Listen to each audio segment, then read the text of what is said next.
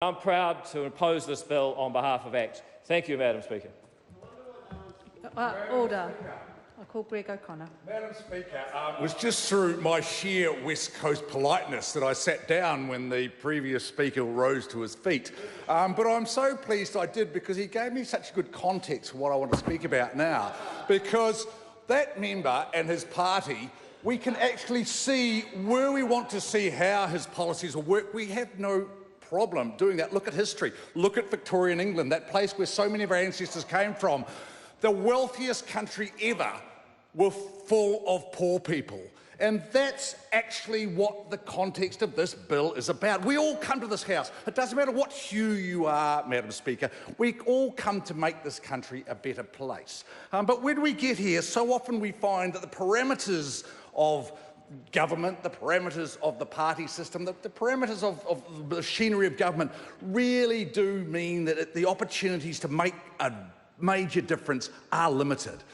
This bill, Madam Speaker, I've been on some very busy select committees this year. Most of the bills have gone through the hands of the Justice Committee, the Social Services Committee, but none of them, Madam Speaker, come near the importance of this bill. We talk about a reforming government. This is the type of reform that I believe every politician comes in and wants to be proud of. Because what is the difference with this? Go back to the day, Budget Day. Budget Day is the day, Madam Speaker, where everyone's out there with their templates, everyone's out there with their calculator, their abacus, their fingers, whatever it is that they balance money in, money out. And it's so often now in the modern world, as has been, as it certainly was in Victorian England that I've referred to, success was measured on money in, money out. Now think about Budget Day, because now, as a result of this reform, we are actually going to be considering how well off our people are as a country, and particularly our children. Now, there's an old saying, not called Aristotle or Ignatius Loyola, no one really knows where it came from, but it basically says, give me a child until it is 7 and I'll give you the adult. I've de-sexed that, but for modern time.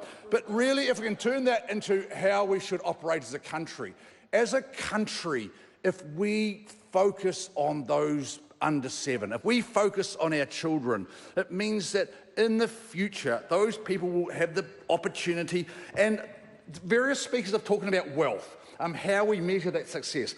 Is it about wealth? Really, it's about participation. It's about the ability to participate, because that very society that ACT would have us return to means that anyone's ability to participate in society is completely limited. So that's what this bill does. It ensures that we are giving those who are coming, those under 7, those that we're ensuring are able to go into adulthood, we're giving them the ability to participate. I remember seeing a very well-heeled lawyer from a very, shall we say, privileged background. We were talking about poverty, and that lawyer, her definition of poverty was no musical instrument and crooked teeth.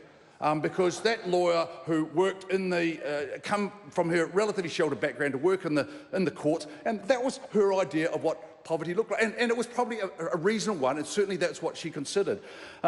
So, Madam Speaker, coming back to the bill, what's really important about this is we're going to require the Minister of Finance, whatever hue he or she may be, we're going to require them to look at more than just the balance sheet, more than just the top and bottom line. We're actually going to, and they'll all still be important to ensure we can achieve those things we want to.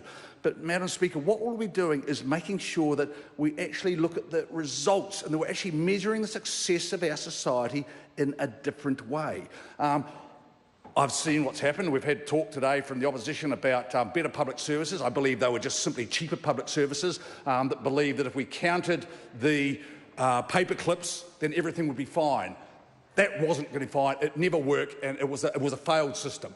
What this does is make sure that those things we're going to be looking at, those things we are going to be counting, those measures of success are going to be those measures that are going to ensure that the society, the New Zealand that we're here to make better, can be better.